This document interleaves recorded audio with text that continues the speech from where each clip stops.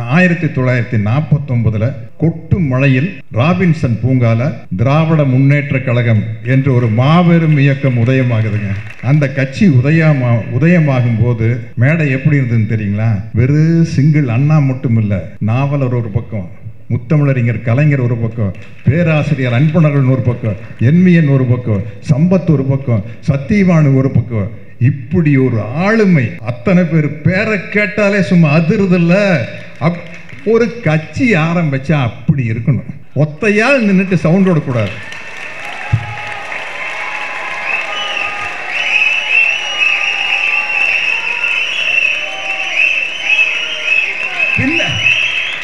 பின்னாடி 10 பேருங்க. ஒரே ஆள் பேசினா பத்தாது, பின்னாடி வலுவான கூட்டம் இருக்குன்னு சொன்ன எல்லாரும் பெருசா கேட்டுட்டீங்க. இன்னைக்கு மட்டும் என்ன, முத்துவேல் கருணாநிதி ஸ்டாலின் அவர்கள் மட்டும் இருக்காரா? பின்னாடி பாருங்க எப்படி ஒரு கூட்டம் நிக்குது. தம்பி சேகர் பாபு, ஒவ்வொரு அமைச்சர்களும் எப்படிப்பட்ட அமைச்சர்கள், ஒவ்வொரு எம்பிகளும் எப்படிப்பட்ட எம்பிகள். நாடாளுமன்றத்துக்குள்ள போனா நாடாளுமன்றம் நடுங்குது. தோழர் கனிமொழி அவர்களுடைய பேச்சிலையும், திருச்சி சிவாவின் பேச்சிலையும், தயாநிதி மாறன் அவர்களுடைய பேச்சிலையும், ஆர் ஆசா அவர்கள் பேச்சிலையும் அலறுத. ஒவ்வொரு மாநிலத்தக்காரங்களும் ட்ரைனிங் எடுக்கிறதுக்கு நம்ம சொல்லவும் இல்லை, நல்லா கராத்தே ட்ரைனிங், குங்ஃபு ட்ரைனிங் எல்லாம் எடுக்கணும்னா ஜப்பானுக்கு போகணும் அப்படின்ட்டு. நல்ல சமூக நீதிக்கான ட்ரைனிங் எடுக்கணும்னா இந்தியாவில் இருக்கிற ஒட்டுமொத்த அரசியல்வாதிகளும் தமிழ்நாட்டுக்கு வரணும். அப்போ இந்த திராவிட முன்னேற்ற கழகம் அப்போ எப்படி இருந்துன்னா, அண்ணா ஆட்சிக்கு வந்துடுறாரு, முதலமைச்சர் ஆகிறாரு, முதல் தடவையே வெளிநாட்டுக்கு சுற்றுப்பயணம் போறாரு. SSR கிட்ட கேட்கிறாரு, அம்மா தம்பி ராஜேந்திரா, இந்த சினிமாவில் நடிக்கிறதுக்காக உங்களுக்கு பேண்ட் சட்டை கோட் எல்லாம் தைக்கிறாங்கல்ல, அதெல்லாம் எப்படி நீங்க வீட்டுக்கு எடுத்துட்டு வந்துடுவீங்களா இல்ல திரும்ப ப்ரொடியூசர்கிட்டே கொடுத்துருமா? அண்ணா அதெல்லாம் ப்ரொடியூசர் காசு போட்டு வாங்கியிருக்காரு, நான் அதெல்லாம் திருப்பி கொடுத்துட்டு தான் வந்துருங்க. ஏன்னா கேட்குறீங்க? இல்லை நான் வெளிநாடு போகிறேன், எனக்கு ஒன்றும் பேண்ட் சட்டையெல்லாம் கிடையாது, ஏதோ உன் சைஸுக்கு கொஞ்சம் ஆல்டர் பண்ணி நான் போட்டு போய்க்கிறேன் அப்படின்னு ஒரு முதலமைச்சர் கேட்குறாரு. SSR, அண்ணா இது ஒரு பெரிய பிரச்சனை, நான் உங்களுக்கு தைச்சு கொடுக்குறேன்னா அப்படின்னு அந்த தைச்சு கொடுத்து அனுப்புறாரு SSR. ஏன் தொடர்ந்து திராவிட முன்னேற்ற கழக ஆட்சி தொடரணும்னா, நான் பர்சனலா சொல்றேனுங்க, எனக்கு எந்த பிரச்சனையும் கிடையாது. நான் ஒரு பணக்காரன். இந்தியாவினுடைய சராசரி குடிமகனுக்கு பார்த்தா நான் பணக்காரன், நான் நடிகன், நான் நடிக்கிற நடிப்பு வச்சுட்டு எனக்கு மார்க்கெட் இருக்குது. யார் ஆட்சிக்கு வந்தாலும் எனக்கு பர்சனலா கவலை இல்லை. ஆனா இந்த தமிழ்நாடு நன்றாக இருக்க வேண்டும் என்றால் சமூக நீதி கொள்கையை மனதில் ஏற்றிக்கொண்ட திராவிட முன்னேற்ற கழக அரசு மாபெரும் போர்ப்படை தளபதிகளை கொண்ட, தம்பி சேகர் பாபு மாதிரி சொல்லிட்டு போன போர்ப்படை தளபதிகளை கொண்ட ஒரு திராவிட முன்னேற்ற கழகம் ஆட்சியில் இருந்தால்தான் தமிழ்நாட்டுக்கு நல்லது. முதல் தடவை நான் திராவிட முன்னேற்ற கழக மேடைக்கு வந்தது, ஒரு அரசியல் கட்சி மேடைக்கு வந்தது என்னுடைய அன்பு தம்பி சேகர் பாபு மூலமாக தான். கலைஞர் பிறந்தநாள் விழா, கலைஞருடைய பிறந்தநாள் விழா. கலைஞர் சீரியஸாக காவேரி ஹாஸ்பிட்டலில் படுத்துட்டு இருக்காரு. பெரியார் திடலில் அப்போ திமுக எதிர்கட்சியாக இருக்குது.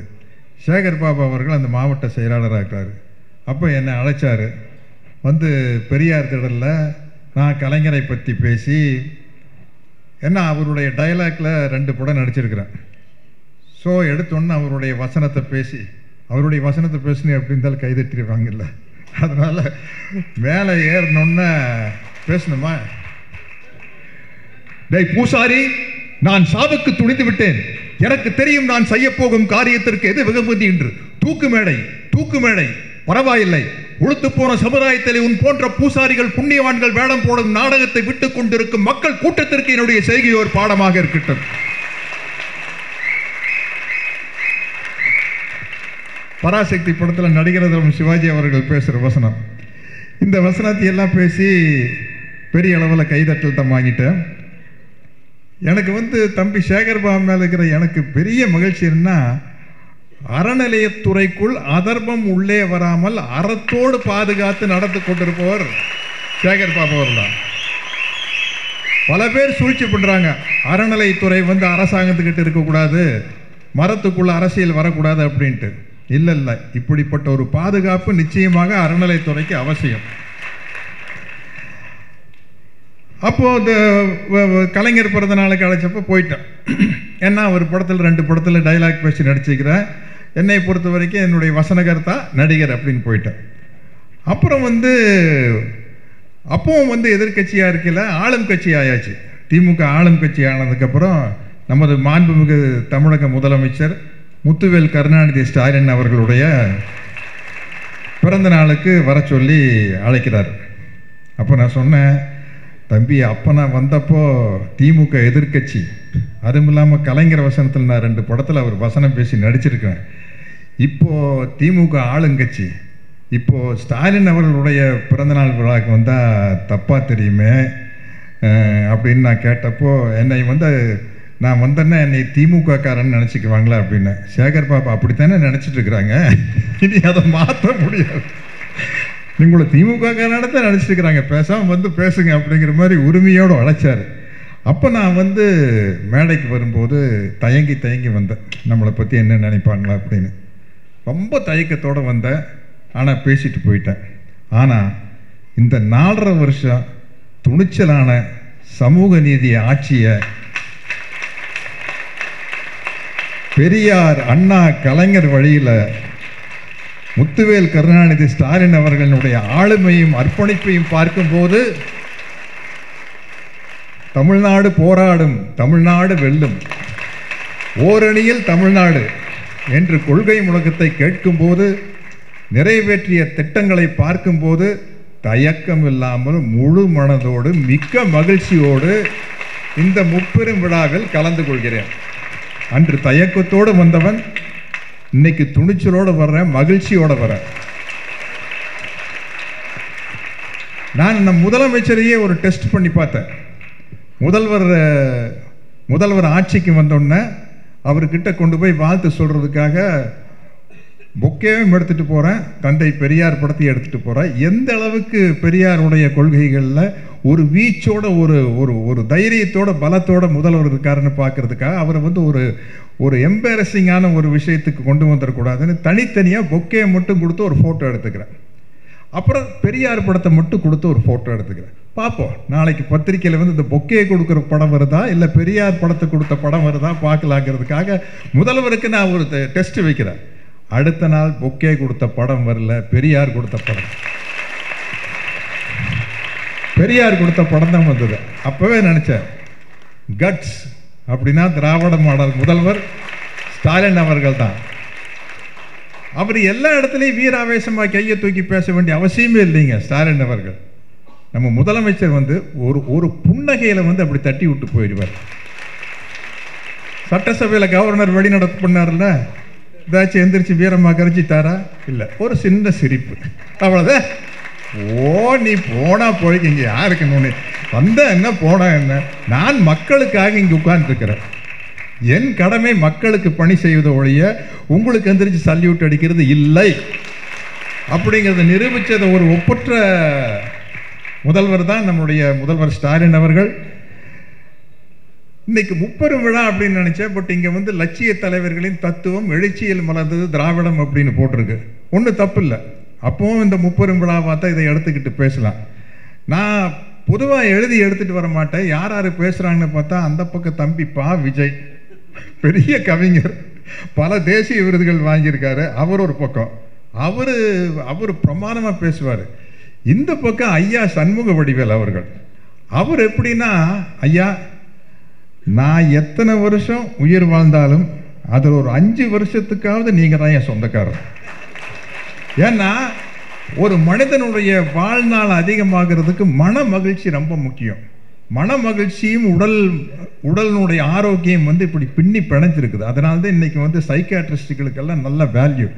உண்மையிலேயே இந்த கொரோனா காலகட்டத்தில் எனக்கு குடும்பத்தில் என் மனைவிக்கு வந்து ஒரு உடல்நிலை சரியாலாம் போய் ஒரு பெரிய செட்பேக் ஆகி ரொம்ப ஒரு டிப்ரெஸ்டு மூடில் இருந்தப்போ, மன வலியோடு இருந்தப்போ, மன வலிமை இல்லாமல் மன வலியோடு இருந்தப்போ ஐயாவுடைய அந்த நகைச்சுவை பேச்சுகளை கேட்டு அந்த வேதனையெல்லாம் மறந்து போச்சு. அவ்வளோ அற்புதமாக பேசுவார். இன்றைக்கி நேரம் கருதி ஐயா சீக்கிரம் முடிச்சுட்டாரு, நான் மெய் மறந்து அப்படியே கேட்டுக்கிட்டு இருக்கிறேன் ஐயாவுடைய பேச்சு. ஏன்னா அவருக்குன்னு ஒரு பாடி லாங்குவேஜ், ஒரு ஸ்லாங்கு வச்சுருக்கார் ஐயா. வச்சுருக்கேன், ஏதாச்சும் ஒரு படத்தில் உங்களை அப்படியே காப்பி அடிச்சிருதுன்னு. ஏன்னா அது நடிகர் திலம் சிவாஜி அவர்களுடைய வழி. ஒரு கேரக்டர் பார்த்து அப்படியே பிடிச்சி வச்சுக்குவார். ஐயாவுடைய கேரக்டர் என்னால் செஞ்சிட முடியும்னு நம்பிக்கை இருக்குது. சரியான கதாபாத்திரம் அமையும் பொழுது ஒரு தடவை ஒரு 10 தடவை உங்கள் வீடியோவை பார்த்தேன்னு வச்சுங்களேன், பிடிச்சிருவேன். நான் கொஞ்சம் நல்லா மிமிக்ரி பண்ணுற ஆள் தான் நான். பெரியார் அவர்கள் ஐயா பேசினாங்க, ஒரு ஒப்பற்ற தலைவர் அப்படின்னு. பிறப்பால் சாதியால் பாலின பாகுபாட்டால் யாரும் உயர்ந்தவர் தாழ்ந்தவர் இல்லை, அதற்கு தடையாக இருக்கும் அனைத்தையும் அடித்து நொறுக்குவேன் அப்படின்னு வந்தவர் தான் பெரியார். அவர் சுருக்கமாக ஒன்று சொன்னார், நீங்க யார்? ஆதிக்கத்திற்கு எதிரானவன்.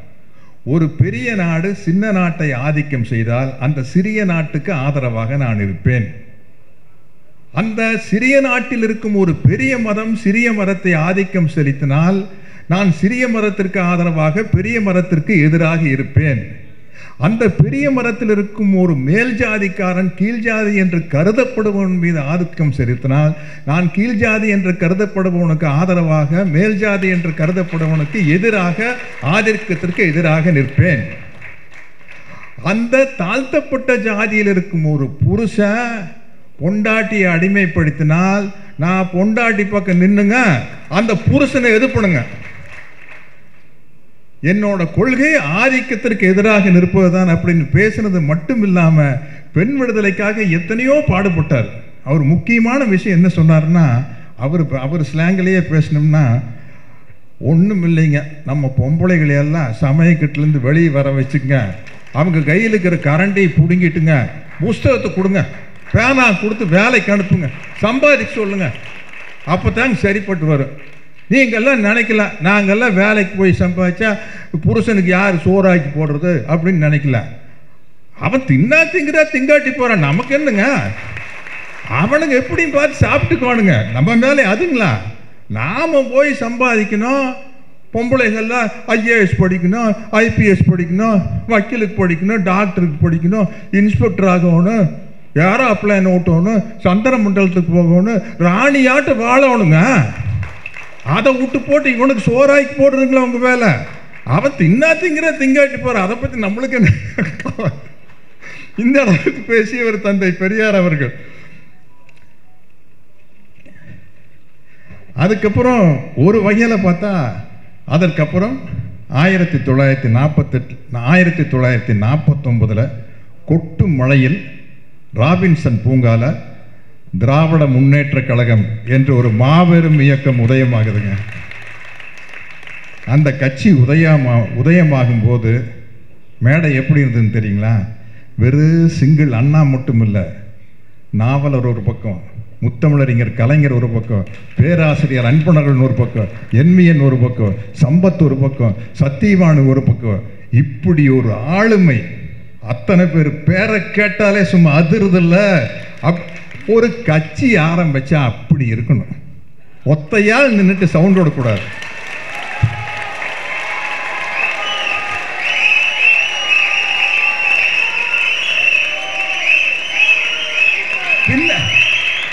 பின்னாடி 10 பேருங்க, 10 பேர் யாரு அண்ணாவுக்கு சலைச்சவங்க இல்ல, நம்ம வித்தியாசப்படுத்தி பார்க்கறதுக்காக அறிஞர் அண்ணா அப்படிங்கிறோம். ஏன் அறிஞர் கலைஞர்னு சொல்ல முடியாதா? அறிஞர் நாவலர்னு சொல்ல முடியாதா? அறிஞர் பேராசிரியர் அன்பழகன் சொல்ல முடியாதா? அப்படிப்பட்ட ஆளுமைகள் பின்னால் நின்று கர்ஜிக்கிறாங்க. அப்பேற்பட்ட ஆளுமைகள் பின்னாடி நிற்கும் போது அண்ணா 1949 கொட்டு மழையில் ராபின்சன் பூங்கால ஒரு கட்சி ஆரம்பிக்கிறாரு.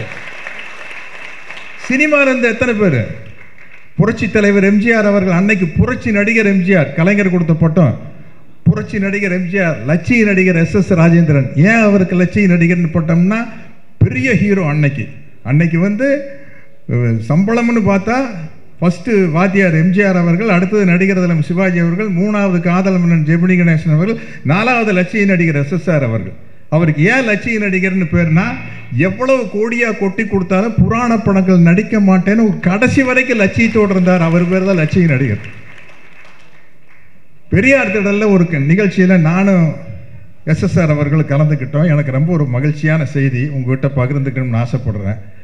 அண்ணா அவர்கள் சிவாஜி கண்ட இந்து சாம்ராஜ்யம்னு ஒரு நாடகம் போட்டார். அந்த நாடகத்தில் ஒரிஜினலாக அந்த சிவாஜி மராட்டி சிவாஜி வேஷத்தில் நடிக்க இருந்தவர் மக்கள் தலைமை எம்ஜிஆர் அவர்கள். கடைசி நேரத்தில் ஏதோ ஒரு காரணம் அவரால் வர முடியாது அப்படின்னு சொல்லிட்டாரு. உடனே அவசர அவசரமாக நைட்டு நடிக்கிறதில் சிவாஜியை கூப்பிட்டு, எனக்கு தம்பி கணேசா, அப்போ வெறும் கணேசன் தான், கணேசா இப்படி எம்ஜிஆர் கடைசி நேரத்தில் ஏதோ காரணத்தினால் தவிர்த்துட்டாரு, என்ன செய்வியோ தெரியாது, நைட்டாக மனப்பாடம் பண்ணி நீ தான் அந்த கேரக்டரில் நடிக்கணும் அப்படின்ட்டார். அந்த கேரக்டருக்கு அந்த நாடகத்துக்கு தலைமை தாங்க வந்த தந்தை பெரியார் அவர்கள் சிவாஜி சாருடைய நடிகர் திலகத்தினுடைய நடிப்பை பார்த்துட்டு, இன்னிலிருந்துங்க இந்த பையன் பேர், இந்த தம்பி பேர் கணேசன் கிடையாதுங்க, சிவாஜி கணேசன், அப்படித்தான் அவருக்கு நடிகர் திலகத்துக்கு பேர் வந்தது. அப்படிப்பட்ட எஸ்எஸ்ஆர் அந்த சிவாஜி கண்டு இந்து சாம்ராஜ்யத்தில் காகப்பட்டர்னு ஒரு கேரக்டர், கொஞ்சம் ஐயா சண்முக வடிவேல் ஐயா கிட்ட தான் கேட்கணும், அது கொஞ்சம் சகனித்தனமான கேரக்டரா அவரை. அப்போது எஸ்எஸ்ஆர் சொல்கிறாங்க, எனக்கு என்ன ஆசைன்னா என்னைக்காச்சும் ஒரு நாள் இந்த சிவாஜி கண்ட இந்து சாம்ராஜ்யம், சிவாஜி கண்ட இந்து ராஜ்யம்ங்கிற நாடகத்தை மறுபடியும் போடணும், அப்படி போட்டால் என்னுடைய அருமை தம்பி சத்யராஜ் அவர்கள் பேரறிஞர் அண்ணா நடித்த காகப்பட்டர் கேரக்டரில் நடிக்கணும்னு சொல்கிறாரு. நான் அந்த நாடகத்தை பார்த்ததில்ல, எனக்கு அவ்வளோ சந்தோஷமாக இருந்தது. அப்போது இந்த திராவிட முன்னேற்ற கழகம் அப்போ எப்படி இருந்ததுன்னா, அண்ணா ஆட்சிக்கு வந்துடுறாரு, முதலமைச்சர் ஆகிறாரு, முதல் தடவையே வெளிநாட்டுக்கு சுற்றுப்பயணம் போகிறாரு.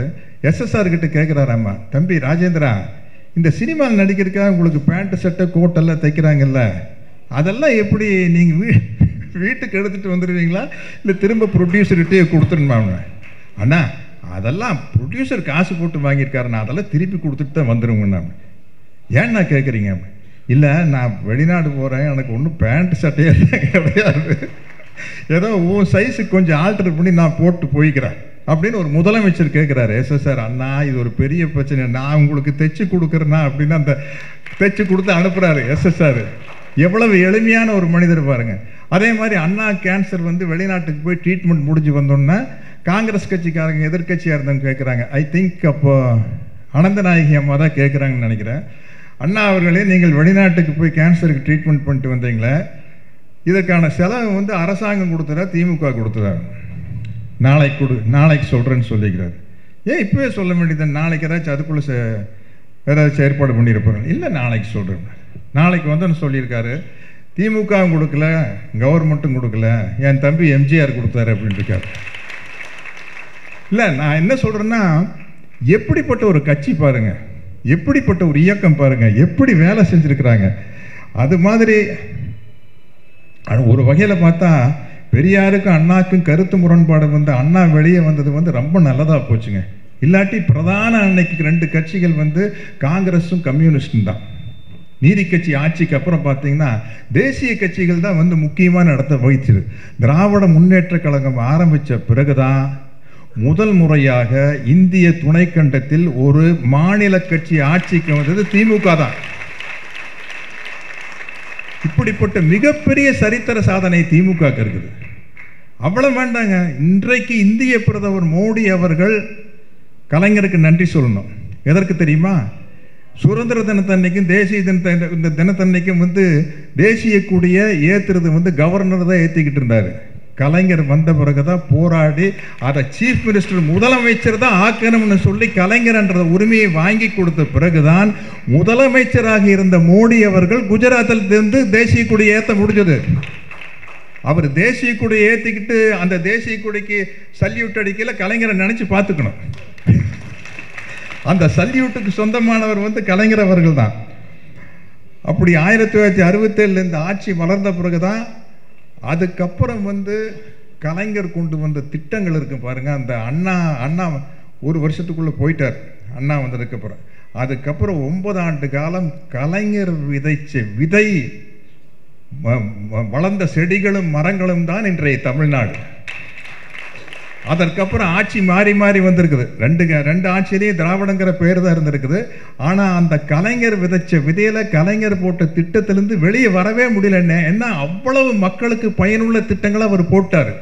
ஸோ இதிலிருந்து வெளியே வந்தால் பேர் கெட்டு போயிருக்கு. கலைஞர் போட்ட திட்டத்தை பெரிதுபடுத்த தான் முடியும் ஒழிய வெளியில் வந்துட முடியாது. அப்படிப்பட்ட திட்டங்களை அமைத்தவர் நம்முடைய கலைஞர் அவர்கள். இன்னைக்கு கூட பாருங்க, இல்லை நான் ஒரு கட்சி ஆரம்பிக்கல, ஒரே ஆள் பேசினா பத்தாது, பின்னாடி வலுவான கூட்டம் இருக்குன்னு சொன்ன எல்லாரும் பெருசாக கேட்டுட்டீங்க. இன்னைக்கு மட்டும் என்ன முத்துவேல் கருணாநிதி ஸ்டாலின் அவர்கள் மட்டும் இருக்காரா? பின்னாடி பாருங்க எப்படி ஒரு கூட்டம் நிற்குது. தம்பி சேகர் பாபு, ஒவ்வொரு அமைச்சர்களும் எப்படிப்பட்ட அமைச்சர்கள், ஒவ்வொரு எம்பிகளும் எப்படிப்பட்ட எம்பிகள். நாடாளுமன்றத்துக்குள்ள போனால் நாடாளுமன்றம் நடுங்குது. தோழர் கனிமொழி அவர்களுடைய பேச்சிலையும், திருச்சி சிவாவின் பேச்சிலையும், தயாநிதி மாறன் அவர்களுடைய பேச்சிலையும், ஆர் ஆசா அவர்கள் பேச்சிலையும் அலறுது. ஒவ்வொரு மாநிலத்தக்காரங்களும் வந்து ட்ரைனிங் எடுக்கிறதுக்கு நம்ம சொல்லவும் இல்லை, நல்லா கராத்தே ட்ரைனிங்கு, குங்ஃபு ட்ரைனிங் எல்லாம் எடுக்கணும்னா ஜப்பானுக்கு போகணும் அப்படின்ட்டு. நல்ல சமூக நீதிக்கான ட்ரைனிங் எடுக்கணும்னா இந்தியாவில் இருக்கிற ஒட்டுமொத்த அரசியல்வாதிகளும் தமிழ்நாட்டுக்கு வரணும். அதுதாங்க இன்றைய தமிழ்நாடு. இல்லாட்டி என்ன ஒரு நாலேஜ் டெவலப்மெண்ட் இருந்தால், நான் நினைக்கிறேன் ஸ்பெயின்லேயே எங்கேயோ போய் தோழர் கனிமொழி போனப்போ கேட்டிருக்கிறாங்க, இந்தியாவினுடைய தேசிய மொழி எது? யூனிவர்சிட்டி என்ன? University in diversity. கரெக்டாக நம்ம இங்கிலீஷு தெரியல. ஒற்றுமையில் வேற்றுமையில் தான் நம்முடைய, வேற்றுமையில் ஒற்றுமை தான் நம்முடைய, கரெக்டா? ஆமாம். நம்ம வேற இங்கிலீஷ் தானே. இப்போ அங்கே இங்கிலீஷில் வந்து பெரிய டாப் ஹீரோ வந்து பெரிய ஹீரோ நம்ம ஒரு ரஜினி சார் மாதிரி, அங்கே டாம் க்ரூஸ்னு ஒருத்தர் இருக்காரு. அவருக்கு தமிழ் தெரியுமா? தெரியாதுல்ல. அது மாதிரி எனக்கு இங்கிலீஷ் தெரியாது. இது ஒரு பெரிய பிரச்சனையே இல்லை. அவருக்கு அவரோட தாய்மொழி தெரியும், எனக்கு என்னோட தாய்மொழி தெரியும். ஷாருக்கு எனக்கு தமிழ் தெரியுமா? அது மாதிரி எனக்கு ஹிந்தி தெரியாது. யாராச்சும் சைட்லேருந்து சொன்னாங்கன்னா ஹிந்தி படம், தெலுங்கு படம், ரஷ்யா படம், உக்ரைன் படம், எந்த படம் வேணாலும் நடிச்சிருவேன். அப்படி ஒவ்வொருத்தர் அங்கே போய் இந்த தமிழச்சி தங்கபாண்டியன் அவர்கள் சொல்லிட்டே போகலாம். கலைஞர் வந்தோன்னா மிக உண்மையிலேயேங்க இந்த மாநில சுயாட்சி மத்தியில் கூட்டாட்சிங்கிறது கலைஞருடைய முக்கியமான முழக்கமாக இருந்தது. இந்த முழக்கம் மட்டும் வெற்றி அடைஞ்சிருந்தா இன்னைக்கு தமிழ்நாடு வந்து, நான் சொல்கிறேன் பாருங்கள், எல்லாரும் ட்ரைனிங் எடுக்கிறதுக்கு இந்தியாவில் இருக்கிறவங்க பூரா இங்கே வரணும்னு. மாநில சுயாட்சி அமைஞ்சிருந்தா உலகத்தில் இருக்கிறவங்க பூரா இங்கே வந்திருக்கணும். ஏன்னா அந்த அளவுக்கு சமூக நீதி பார்வை இங்கே தான் இருக்குது. நானும் வந்து நிறைய அந்த தத்துவ அறிஞர்களுடைய புத்தகமெல்லாம் படிப்பேன். ஐயா சண்முகவடிவேலு, பாபஜிக்கெல்லாம் தெரியும். ஓஷோ, ஜே கிருஷ்ணமூர்த்தி, யூஜி கிருஷ்ணமூர்த்தின்னு எல்லாம் இருக்கிறாங்க. ஒரு ஆள் சொல்கிற சமூக நீதி, சமூக புரட்சியிலும் சரி, ஆன்மீக புரட்சியிலும் சரி, தந்தை பெரியார் அடிச்சுக்கிறதுக்கு ஆளேகள்ல. அங்கே ட்ரைனிங் ஆகி வந்தவங்க தான் இன்னைக்கு இவ்வளவு சிறப்பாக இருக்கிறாங்க. மெயினாக வந்து இடஒதுக்கீடுங்க. பிசி, எம்பிசி, ஓபிசி, எஸ்சி இவங்களுக்கெல்லாம் கல்வியை கொடுத்து, வேலை வாய்ப்பை கொடுத்து, இந்திய எதிர்ப்பு நிலைநாட்டி எல்லாரும் வந்து அப்படி நிற்கிறாங்க. அப்படின்னா அதற்கு காரணம் கலைஞர் அவர்கள் தான். கலைஞர் சிஎம் அறிக்கையில் போட்ட விதைகள் தான். சோஷியல் மீடியா வந்ததுக்கப்புறம் தான் எனக்கே கலைஞருடைய சாதனைகள் வந்து, இந்த சோஷியல் மீடியா வந்ததுக்கப்புறம் தான் எனக்கு நிறையா தெரியுதுங்க. எந்த அளவுக்கு கலைஞர் வந்து சாதனைகள் பண்ணியிருக்காரு அப்படின்னு. அந்த கலைஞர்கிட்ட இருந்து நான் வந்து பெரியார் விருது வாங்கிட்டேன், கலைஞர் கையால் எம்ஜிஆர் விருது வாங்கிட்டேன். முதல் முறையாக நான் நடித்த முதல் படம் சட்டமன்கே 1978 முதல் முறையாக வில்லனாக நடித்ததுக்கு அவார்டு வாங்கிட்டேன். நான் கதாநாயகனாக நடித்தப்போ நடந்த முதல் நிகழ்ச்சி வந்து பாலைவன ரோஜாக்கள் 100வது நாள் விழா தான். அதில் ஹீரோவாக நடித்ததுக்கும் கலைஞர்கிட்ட தான் விருது வாங்கினேன். கலைஞர்கிட்ட இவ்வளோ விருது வாங்கிட்டேன். ஆனால் முக்கியமான விருது எனக்கு கிடைக்கவே இல்லை. அது என்ன விருதுனா கலைஞர் விருது. அதை முத்துவேல் கருணாநிதி ஸ்டாலின் அவர்கள் தான் எனக்கு கொடுத்து என்னை பெருமைப்படுத்தினாங்க. அவருக்கு இந்த நேரத்தில் மிகப்பெரிய நன்றியை நான் சொல்ல விரும்புகிறேன். பேரறிஞர் அண்ணா சொன்னது போல திராவிடர் கழகம், திராவிட முன்னேற்ற கழகம் இரட்டை குழல் துப்பாக்கியாக செயல்படும் அப்படின்னு சொன்னார். இது நம்ம முத்துவேல் கருணாநிதி ஸ்டாலின் அவருடைய பெருமை வந்து நான் சொல்ல வேண்டிய அவசியமே இல்லை. ஒரு ஆள் சொல்லிட்டார். யாரு? எச் ராஜா. என்ன சொன்னார்? கலைஞரை விட ஆபத்தானவர் ஸ்டாலின். எங்களுக்கு அதுதான் வேணும் ஐயா ராஜா, எங்களுக்கு அதுதான் ராஜா வேணும். கலைஞரை விட ஆபத்தானவர் ஸ்டாலின் சொல்லிட்டீங்கல்ல, அது போதும் எங்களுக்கு. இப்போ என்ன ஆச்சுன்னா, சனாதனத்தை ஒழிப்பேன்னு உதயநிதி ஸ்டாலின் சொல்லிட்டாரு. இந்தியா பூரா வழக்கு. சொன்னதை அதெல்லாம் திருப்பி வாங்க முடியாது வாங்க. இப்போ என்ன பிரச்சனை ஆகிப்போச்சு? கலைஞரை விட ஆபத்தானவர் ஸ்டாலின், ஸ்டாலினை விட ஆபத்தானவர் உதயநிதி ஸ்டாலின். எங்களுக்கு வேற எந்த பட்டம் வேண்டாயா, எங்களுக்கு வந்து எதுவும் வேண்டாம். உங்க வாயிலிருந்து நம்ம இந்த ரொம்ப டேஞ்சரான ஆளுங்கன்னு சொல்றீங்க, அது போதும் எங்களுக்கு. இன்னைக்கு வடநாட்டிலேருந்து வந்த ஒவ்வொரு தொழிலாளிகிட்டையும் நீங்கள் கேளுங்க, திரும்ப நீ ஊருக்கு போறேன், உன் ஸ்டேட்டுக்கு போறேன்னு ஓங்கி அரைச்சிடுவான். நல்லா ஜாலியாக இருக்கிற, ஏன்டா டார்ச்சர் பண்ணுறீங்க? ஏன் போக மாட்டேங்கிறாங்க? அவ்வளவு கொடுமைகள், அவ்வளவு சாதிய கொடுமைகள், அவ்வளவு பெண்ணடிமைத்தனமான கொடுமை. இங்கே வந்தால் அவ்வளவு சந்தோஷமாக இருக்கிறாங்க. இப்படிப்பட்ட அருமையான ஒரு விழா. ஏன்னா வந்து பாருங்க, ஒரு வார்த்தை வருது பாருங்க. நேற்று கரூர் மீட்டிங் கேட்டேன். கொட்டு மழையில் லட்சக்கணக்கான மக்களுக்கு முன்னாடி பேசுகிறாரு. எனக்கு அந்த வார்த்தை ரொம்ப பிடிச்சது. நீங்கள் ஐயா தம்பி சேகர் பாபு அவர்கள் முதல்வர்கிட்ட மறக்காமல் சொல்லுங்கள். அவர் பேசும்போது தன்னை வந்து முதல்வர் திமுக தலைவர்னு சொல்லிக்கிறத விட தலைமை தொண்டன் அப்படின்னாரு. அந்த வார்த்தை தான் முக்கியமான விஷயம். ஏன் தலைமை தொண்டன் அப்படின்னு சொல்கிறேன்னா, அவ்வளவு கடுமையான உழைப்பு. ஃபாரின் எல்லாம் சுற்றி அடிச்சுட்டு வந்த உடனே இங்கே வந்து வேலை செய்ய ஆரம்பிச்சிடாருங்க. எனக்கெல்லாம் ஃபாரின் போயிட்டு வந்தேன்னா இந்த ஜெட்லாக் போகிறதுக்கு 1 hour ஆகும். யாராச்சும் வெளிநாடு போயிட்டு வந்தவங்க தான் தெரியும். இந்த தூக்கம் மாறி போகுது இல்லையா, அது பெரிய டார்ச்சரான விஷயம். அதையெல்லாம் கவலைப்படாமல் பிரமாதமாக பண்ணி ஒரு ஓய்வறியா சூரியனாக வாழ்ந்து கொண்டிருப்பவர் நமது முதல்வர் அவர்கள். முதல்வர் அவர்களுக்கு இந்த நேரத்தில் ஆக்ஸ்போர்ட் யூனிவர்சிட்டியில் தந்தை பெரியாரின் படத்தை திறந்து வைத்ததற்கு நான் மாபெரும் நன்றியை தெரிவித்துக் கொள்கிறேன். ஆக்ஸ்போர்டில் எவ்வளோ பெரிய அறிஞர்கள் இருப்பாங்க, அவங்கெல்லாம் பெரியாரை ஏற்றுக்கிட்டு அவங்க ஒரு படத்தை திறக்கிறாங்க. இங்கே வந்து என்னமோ குய்யோ முறையோன்னு கத்திட்டு இருக்கிறீங்களா? உங்கள் பேச்செல்லாம் எடுபடுமா? இது ஒருத்தரை தாண்டி ஒருத்தர் இருக்கிறாங்க.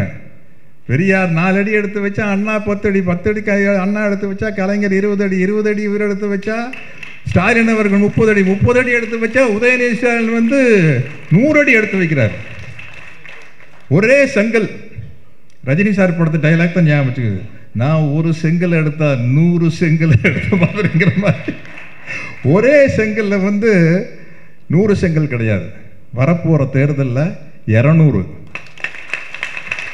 2026 ஒரு செங்கலை வச்சுட்டு 200 அடிக்க போகிறோம். 2026 மட்டும் இல்லை, ஏன் தொடர்ந்து திராவிட முன்னேற்ற கழக ஆட்சி தொடரணும்னா, நான் பர்சனலாக சொல்கிறேனுங்க, எனக்கு எந்த பிரச்சனையும் கிடையாது. நான் ஒரு பணக்காரன். இந்தியாவினுடைய சராசரி குடிமகனுக்கு பார்த்தா நான் பணக்காரன், நான் நடிகன், நான் நடிக்கிற நடிப்பு வச்சுட்டு எனக்கு மார்க்கெட் இருக்குது. யார் ஆட்சிக்கு வந்தாலும் எனக்கு பர்சனலாக கவலை இல்லை. ஆனால் இந்த தமிழ்நாடு நன்றாக இருக்க வேண்டும் என்றால் சமூக நீதி கொள்கையை மனதில் ஏற்றிக்கொண்ட திராவிட முன்னேற்ற கழக அரசு மாபெரும் போர்ப்படை தளபதிகளை கொண்ட, தம்பி சேகர்பாபு மாதிரி சொல்லிட்டு போன போர்ப்படை தளபதிகளை கொண்ட ஒரு திராவிட முன்னேற்ற கழகம் ஆட்சியில் இருந்தால்தான் தமிழ்நாட்டுக்கு நல்லது என்று கூறி என் உரையை நிறைவு செய்கிறேன். நன்றி, வணக்கம்.